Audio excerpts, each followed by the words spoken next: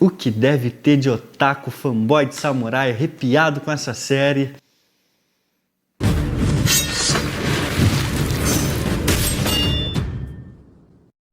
Oi, meu nome é Thiago Braga, sejam muito bem-vindos ao Brasão de Armas. O que será que tem mais série no universo? Segunda Guerra Mundial? Vikings? Ou samurais? E aqui vamos nós, senhoras e senhores, para mais uma série de samurais girando suas katanais, para todo lado. Shogun! A gloriosa saga do Japão. Até Star Plus bondosamente me convidou para fazer a divulgação desse seriado. Mas eu não me vendo aqui não, você sabe muito bem disso. Muito menos para ficar fazendo propaganda de samurai bruto. Meu Deus do céu! Mas se é para me vender, eu me vendo por coisa boa, que não faz mal para ninguém. Tipo Insider. Vocês ficam ansiosos, né, para saber o que eu vou falar sobre Insider, né? Mas não tem como, porque isso aqui é qualidade pura, senhoras e senhores. Dá uma olhada no formato, como ela veste bem, não são aquelas roupinhas coladinhas esquisitinhas, não. E você sabe que não precisa nem passar, né? Você mete a mão no seu guarda-roupa, na sua gaveta, coloca em você e em pouco tempo ela já vai se ajustando no seu corpo. E para você ver que eu tô falando sério aqui, vamos aproveitar logo o mês do consumidor para você ganhar um descontaço na Insider. 15% de desconto usando o meu código na compra de qualquer item no site. É só clicar no link na descrição, acessar, usar o meu código, porque você sabe, Insider é Insider. Agora, o que eu não sei o que é mesmo é esse seriado de novo de samurai aqui, meu Deus do céu. Eu já analisei uns negócios esquisitos pra caramba de samurai, você sabe. Mas como eu ganho pra isso, vamos ver onde esse Shogun leva a gente. Começando pelo começo aqui, esse seriado é baseado num super clássico do James Clavell de ficção histórica, com o mesmo nome, Shogun. Esse livro fez um sucesso danado. Mas você sabe muito bem que eu tenho um problema com ficções históricas, né? Porque geralmente essas ficções históricas têm muito mais ficção do que história, tipo, muito mesmo. A menos que a ficção histórica seja escrita por esse cara aqui.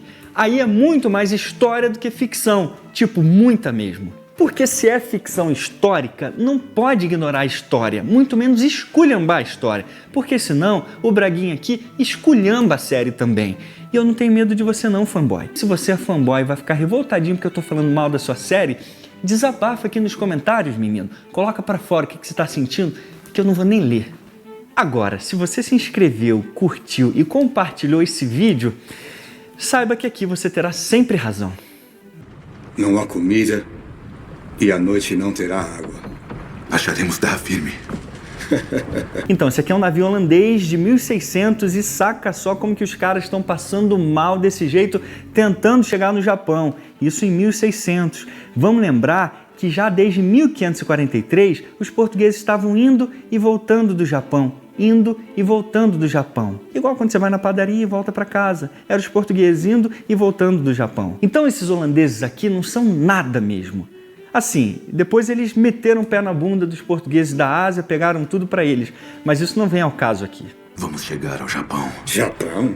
Você está se ouvindo? Isso é feito do escorbuto. Vamos reivindicar aquela terra desconhecida e então voltaremos para a Holanda. Então, esse detalhe é interessante porque os holandeses eles estão fazendo as primeiras viagens oceânicas. Eles ainda não tinham muita experiência marítima. Então era tudo muito novo para eles aqui. Por isso que eles estão sofrendo desse jeito para chegar na Ásia. E aí dá pra gente sentir o terror dessas navegações, como deve ter sido um desafio para eles tentarem seguir os mesmos passos dos portugueses. E isso tudo porque Vasco da Gama já tinha descoberto a passagem para as Índias há muito tempo. Fernão de Magalhães já tinha descoberto a passagem do Atlântico para o Pacífico há décadas antes e os caras continuam tomando na cabeça, não aprenderam nada com os tugas ainda. É por isso que eu sempre digo para vocês aqui, as grandes navegações portuguesas foram um marco para a história mundial, ninguém na época podia acreditar que os caras conseguiram fazer aquilo. E essa cena aqui mostra só um pouquinho do que representou realmente todo esse sacrifício para conseguir descobrir os mares. Tem até um estudo muito interessante da professora Patrícia Cid, de que é as cerimônias de posse na conquista da Europa no Novo Mundo, onde ela dedica um capítulo inteiro só para mostrar como que os holandeses e os ingleses copiaram todo o empreendimento marítimo português. Vergonha desses caras. E aí você imagina que se em 1600 os navios acabavam as viagens assim, meu amigo, imagina nas primeiras viagens em 1415. Tinha que ser muito macho para botar um pé naquela caravela. E aqui no seriado, as grandes navegações, os navios que foram desenvolvidos para esse período tão importante da história humana,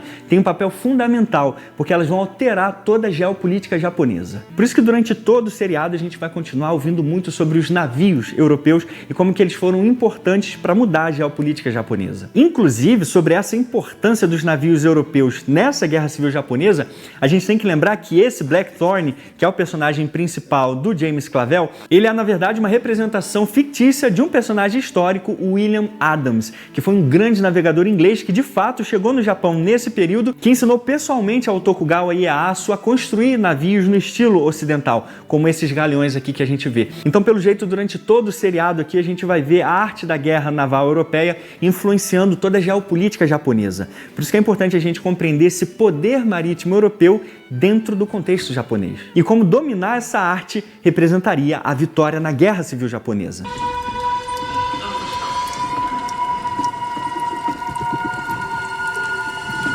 Cara, olha o cuidado animal com essas armaduras aqui, ó.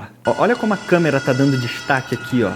Tipo assim, tá vendo aqui, seus youtubers merdas? Critica nós agora. Mas é exatamente isso que a gente quer. Coisa boa, coisa bem feita. E pelo que eu li, eles tiveram uma consultoria com historiadores especializados mesmo no período do Japão feudal. Então faz todo sentido eles estarem aí com essa atenção tão especial nos detalhes, porque realmente eles mudam a maneira como a gente vê o Japão feudal. E nesse caso aqui específico das armaduras, vale a pena a gente destacar porque é um show à parte. Aqui a gente pode ver que eles estão usando a clássica Domaru, que era uma armadura que foi muito usada durante o século XV, XVI e iniciozinho do XVII também. E essas armaduras eram formadas por pequenas placas de metal ou então por escamas que ajudavam a proteger não só de golpes de katana, quanto de golpes de flechas também. Só que, no século XVI, os portugueses chegam e com eles, os japoneses são apresentados as primeiras armas de fogo, que são as famosas Tanegashima, que foram justamente produzidas na cidade de Tanegashima. E aí então os japoneses passaram a produzir em massa esses armamentos e usaram muito durante toda a Guerra Civil. E aí, com as armas de fogo, as Domaru já não davam mais para o gasto. E aí os portugueses então introduziram uma nova tecnologia de defesa para os samurais. Eles passaram a usar uma nova armadura de placa, tanto frontal quanto nas costas, que ajudava a ricochetear pelo menos alguns tiros dos mosquetes, embora não pudessem proteger de todos os disparos também. Essa aqui, ó, a Tosei Guzoku, que com certeza esses otakus de apartamento aí já estão me corrigindo a pronúncia nos comentários. Que foi meio que uma variante da Domaru, mas muito mais especializada para armas de fogo. Então, meu amiguinho, esquece essa fantasia de que nesse período os samurais estavam só com espadinha para lá e para cá, com arquinho e flecha. Eles estavam resolvendo tudo, sabe como? Na base da bala, meu amigo. Desculpa se eu feri seu sentimento. Então, nesse momento aqui onde eles estão tensos, entrando em um navio europeu fortemente armado, com certeza eles escolheriam a armadura que pudesse proporcionar muito mais proteção. Mas deu gosto de ver esse cuidado com a armadura.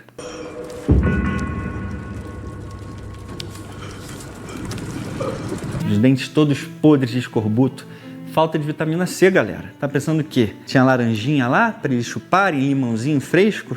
Tinha não, ó, tinha nem água. E você fica aí, cheio de manha, não querendo chupar a laranja que a mamãezinha descasca pra você, tira até o carocinho pra dar na sua boquinha? Acorda pra vida, menino. Os caras iam caindo aos pedaços todos os dias. E mostrando justamente o terror que era esse dia a dia dos marinheiros portugueses, a gente tem essa obra aqui que é praticamente um clássico do professor Roger Crawley, Conquistadores. É uma obra muito empolgante que eu recomendo demais para vocês terem uma ideia do que foi realmente não só as grandes navegações, mas também o poderio militar que os portugueses desenvolveram nessa época. E aí me vem esses livrecos do MEC dizendo que os portuguesinhos entraram numa caravelinha, saíram navegando e mataram metade da humanidade. É só isso que você precisa saber só.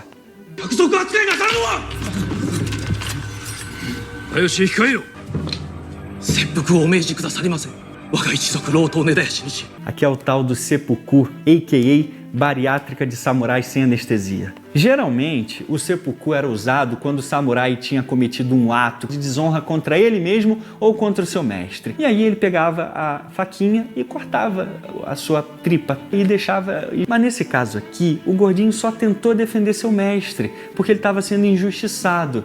Aí ele levou um esporro.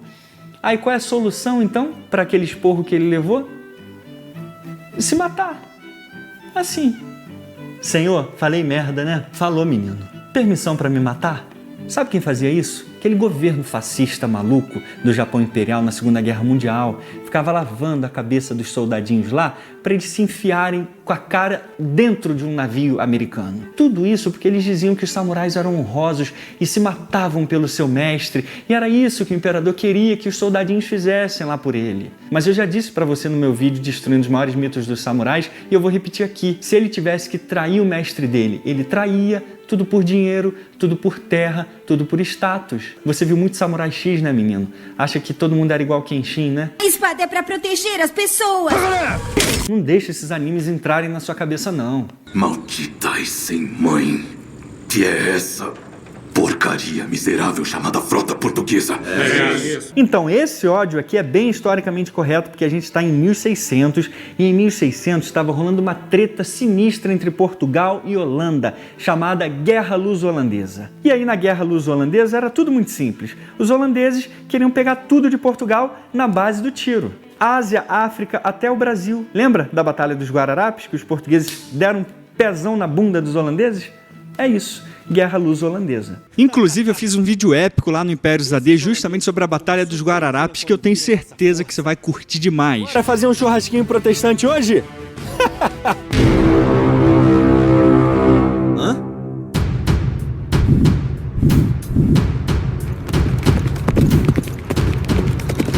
Eles estão chegando! Eu nunca vi tantos homens! Eles são gigantes! Tenham fé, irmãos! E que Deus nos proteja. Aliás, o professor Charles Boxer, nessa obra aqui fundamental sobre o Império Português, chamado Império Marítimo Português, ele diz pra gente um detalhe bem interessante, que essa guerra luso-holandesa, na verdade, foi a primeira guerra mundial mesmo, porque foi a primeira guerra que aconteceu em todos os continentes. América, África, Ásia, Europa, inclusive. Então é interessante a gente ver por esse prisma como que essa guerra entre os holandeses e portugueses tiveram realmente um impacto global, que foi apoiado por várias lideranças nos seus próprios locais. Então teve uma influência geopolítica tremenda essa guerra entre os dois. É por isso que ela é tão explorada dentro do seriado e faz todo o sentido para deixar ainda mais dinâmica essa treta entre as duas potências. Meu Deus, você é piloto mesmo e é inglês, que bosta. Escuta, cavalheiro, você fala japonês. Eu tenho que saber se minha tripulação está viva. Então essa zoeira do espanhol aqui é maneira porque a gente tem que lembrar que a Inglaterra nessa época não passava de uma potência regional europeia, ainda não era uma potência marítima. Por isso que essa zoação faz todo sentido, principalmente vindo de portugueses e espanhóis, que já estavam anos-luz na frente não só dos holandeses, mas principalmente dos ingleses também. Agora, a partir do século 17 e 18, meus amigos, sai da frente que a sua majestade está passando. E uma outra coisa muito legal nessa cena aqui também é que a gente pode ver o contato cultural que estava acontecendo entre os ibéricos e os japoneses. Eles aprenderam a língua um dos outros, aprenderam seus costumes, aprenderam a maneira de lidar uns com os outros. Então é interessante a gente imaginar que há poucas décadas antes esses povos nunca tinham se encontrado, nem sabiam da sua existência e agora já estavam nesse dinamismo todo, como a gente pode ver nessa cena. Por que não vai lá em cima? Vai, me diga o que vê. Me diga se você acha mesmo que o nosso mundo é o ápice da civilização. Então, é como eu sempre digo aqui, depende para quem você pergunta e quando. É porque a primeira crônica que a gente tem real desse primeiro contato foi escrito por um português, um navegador chamado Luís Frois, na sua crônica Grandes Contrastes entre os Costumes da Europa e Japão. E aí ele mostra como que os japoneses eram mais avançados em algumas áreas, como por exemplo, eram muito dedicados às artes, muito dedicados à arquitetura, eram muito dedicados na criação dos seus filhos, que por sua vez eram extremamente habilidosos e educados. Já no caso das mulheres, os portugueses dizem que elas eram mais assanhadinhas do que as europeias, que nos esquentavam muito a cabeça para a honra. E não vamos esquecer também que nesse período, em 1600, a Europa estava no auge da Renascença. Então toda aquela cultura que a gente vê, não só das artes, da da literatura, o renascimento grego realmente, a arquitetura, a engenharia, aquelas grandes catedrais, aqueles grandes palácios, as cidades muito mais povoadas. Então tudo isso a gente vê na Europa florescendo de uma maneira impressionante também. E para complementar isso, Freud faz uns relatos interessantes em relação a algumas distinções entre os portugueses ou europeus e os japoneses. Em relação à medicina, por exemplo, Freud conta pra gente na sua crônica que quando os portugueses ou os europeus se cortavam, eles já sabiam suturar, eles davam pontos na ferida que ajudava a cicatrizar muito mais rápido. No caso dos japoneses, eles não conheciam a sutura, então eles apenas colocavam um band-aid em cima, que demorava muito mais para cicatrizar e às vezes até infeccionava. E em relação ao tratamento dentário também tem uma outra coisa muito interessante, que os portugueses ou europeus, quando queriam arrancar o dente, eles usavam uma ferramenta que foi usada até há poucas décadas atrás, chamada de bico de papagaio. E aí eles conseguiam suavemente arrancar o dente fora. E sabe como é que os japoneses faziam para arrancar os dentinhos deles? Arco e flecha. Imagina que legal, você arrancar um dente com arco e flecha. Uma outra coisa que chamava a atenção dos portugueses também é que as japonesas pintavam os dentes de preto, que a gente nem vê, inclusive, no seriado, que é um detalhe que seria bem legal se a gente visse. Ia ficar esquisito pra caramba, um monte de mulher com dente preto, mas fazia parte da cultura da época. Então sim, o Japão era muito admirado em muitos aspectos, mas ao mesmo tempo era criticado como sendo atrasado em outros. Então não é como se fosse esse Eldorado asiático, não. E no final, tudo dependia da opinião de quem via. Bom dia, capitão. Como sabe, eu não tive notícias. Assim que Toranaga me chamar dando permissão para o navio negro partir, você será o primeiro a saber. Essa cena é bem legal porque mostra como que os portugueses nesse período já influenciavam demais não só a geopolítica, mas também o comércio japonês. Só que tem um problemão aqui, eles colocaram os jesuítas como uma espécie de negociadores ou influenciadores, até mercenários dos negócios portugueses no Japão. Só que de acordo com o professor Charles Boxer, nessa obra, que de novo eu recomendo para vocês lerem, a gente vê como que os jesuítas eles sempre foram preocupados com o social e com a religião. Então eles não estavam preocupados em fazer comércio, em negociar em nome da coroa portuguesa. A preocupação deles era lidar com os povos locais e fazer essa intermediação entre a coroa portuguesa e os mercadores e os locais. Então, assim, dentro do contexto do seriado, pode até fazer sentido para dar um pouco mais de dinamismo e uma trama um pouco mais sombria. Mas, historiograficamente falando, não faz o menor sentido encarar os jesuítas como mercadores ou negociadores em nome da coroa, querendo ganhar seus próprios interesses ali. Então, os jesuítas iam estar lá ensinando os japoneses a falar português, aprendendo japonês, fazendo a gramática japonesa, ensinando os japoneses a rezarem e não ficar negociando comércio com os japoneses lá, pelo amor de Deus. Ele quer saber por que somos inimigos. Porque nossos países estão em guerra. Diga de onde você é. Inglaterra. É um reino insular, a 1.600 quilômetros de Portugal. Então essa parte aqui foi a que mais me incomodou até agora. Inglaterra e Portugal em guerra? Espanha e Inglaterra estavam em guerra. É porque é tipo naquela época, né, uns anos atrás, que confundiam Brasil e Argentina, achavam que Brasil e Argentina era a mesma coisa. Naquela época achavam que Portugal e Espanha era a mesma coisa também. Mas aí você me pergunta, Tiago, onde está essa fonte mentirosa que prova isso?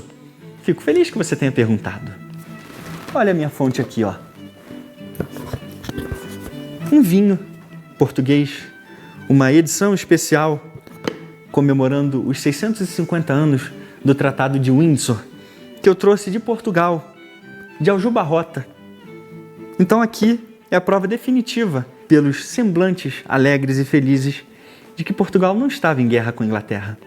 Mas se você quer uma outra evidência, é o seguinte: não há evidência nenhuma documental de que a Inglaterra tenha declarado guerra a Portugal ou vice-versa. E uma outra evidência nesse sentido é que esse Tratado de Windsor é até hoje considerado o tratado mais antigo da história entre duas nações ainda em vigor. E com a maior letra também. Então nunca houve nenhuma quebra diplomática entre Portugal e Inglaterra em toda a história desde 1386. O que a Inglaterra sabia que tinha acontecido era que Filipe II, rei da Espanha, tinha herdado o trono de Portugal com a morte do rei Dom Sebastião. E aí então Filipe sugou todo o recurso material, militar, financeiro de Portugal para financiar as suas malditas guerras com a Inglaterra. Então o reino inglês sabia que não foi uma iniciativa de Portugal. Portugal estava sendo arrastado contra a força para essas guerras imbecis de Filipe. Isso aqui é uma esculhambação com uma história de amor tão bonita, que dura tantos séculos e tão velha quanto de Portugal e Inglaterra. É isso que me preocupa, entende? Ouvi que o macaco velho não dura muito tempo nesse mundo. A igreja está fazendo tudo o que pode para manter seus negócios funcionando dentro do prazo. Quer dizer nossos negócios? Essa cena aqui é só para eu dizer para vocês que esse capitão aqui tem muito cara de navegador português, maluco. Como é que pode? Foi assim que Portugal e Espanha dividiram o Novo Mundo. 70 anos atrás, eles assinaram um tratado que dividiu as terras desconhecidas entre eles. Os reis de Portugal e Espanha têm o direito de reivindicar qualquer terra que não seja católica que eles descobrirem e de substituir o governo pelo domínio católico. Isso é mentira. Então, aqui a gente tem um outro exagero. Ó. Portugal nunca teve a intenção, nunca teve qualquer registro ou qualquer documentação que mostrasse que Portugal quisesse conquistar o Japão. E o motivo é muito simples e lógico. Como é que Portugal ia querer conquistar o Japão se ele estava no meio de uma guerra global com uma superpotência marítima, como a Holanda estava se tornando, com um pouco mais de 1 milhão de habitantes, segurando as calças para não cair porque a Espanha estava sugando tudo deles e ainda ia arrumar treta com aqueles japoneses no meio de uma guerra civil se matando lá? Não faz sentido nenhum isso. Agora, no caso da Espanha, sim, a gente tem uma documentação primária que mostra como os espanhóis queriam conquistar o Japão. Pelo menos eles chegaram a cogitar essa ideia. Tem até uma correspondência do governador da Filipinas, o Dom Rodrigo de Vivero, que sugeriu a Filipe III que pensasse na possibilidade de invadir o Japão e conquistar o país justamente pelos seus fartos recursos naturais. Então, se tinha uma ameaça histórica nesse período aqui pro Japão, não era de Portugal, era da Espanha. Uma base portuguesa, em Macau. Lá empregam mercenários japoneses. Me disseram que os chamam de Ronin. E aqui Macau foi dada para os portugueses justamente porque Macau e os chineses estavam sendo atacados pelos Ronins, ou os Wakos, que eram os piratas japoneses. Não tem nenhum tipo de evidência documental que mostre que os portugueses se aliaram aos chineses e se aliaram aos Ronins japoneses para depor os governos japoneses. Então, assim, faz todo sentido do ponto de vista narrativo do seriado eles trazerem essa teoria da conspiração, portugueses como sendo a superpotência da época, sendo combatidos pelos japoneses em aliança aos ingleses, que são sempre os mocinhos e tudo que é lugar, né? Agora, não acha que isso aqui é história não, porque não é. O mundo é redondo. Igual uma fruta. Terra redonda, né? Imagina você que em 2024 ia ter gente dizendo que ela não é redonda. Não tá falando que eu falei isso aí. Seria ridículo, né? Porque eu não falei isso daí. E eu discordo disso daí. Mas eu quero saber de quem que ele tá falando. Galera, tive que vir gravar assim mesmo porque acabou de sair o 3º episódio da série. E aí eu precisei vir aqui comentar algumas coisas com vocês que eu não podia deixar passar. Saca só isso aqui. Volte antes que a gente morra. É assim que flecha incendiária foi feita para ser usada. Em cercos ou em ataques em florestas. Não faz o menor sentido você incendiar uma flecha para matar um candango, sendo que uma flecha sem fogo matava o cara do mesmo jeito que uma com fogo. Então por que você ia gastar tempo incendiando uma flecha se com uma flecha pura você podia matar o cara do mesmo jeito que uma incendiada? Não faz o menor sentido isso. Então é muito legal ver essa tática sendo usada da maneira como ela foi pensada para ser usada mesmo. Em campos específicos, fechados, não em campos abertos em uma batalha normal.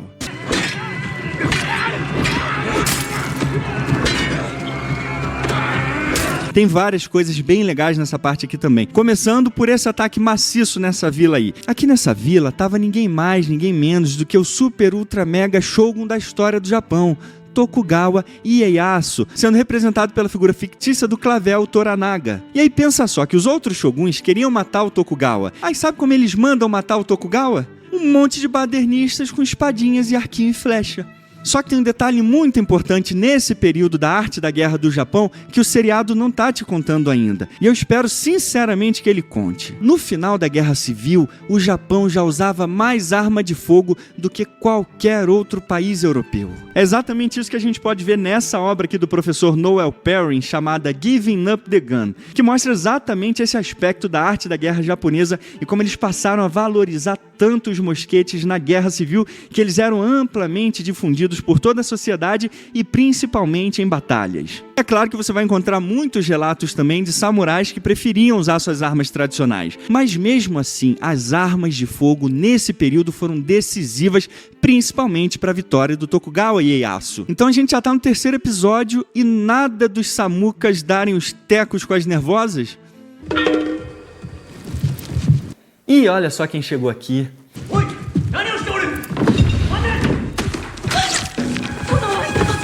Os queridinhos dos otakus.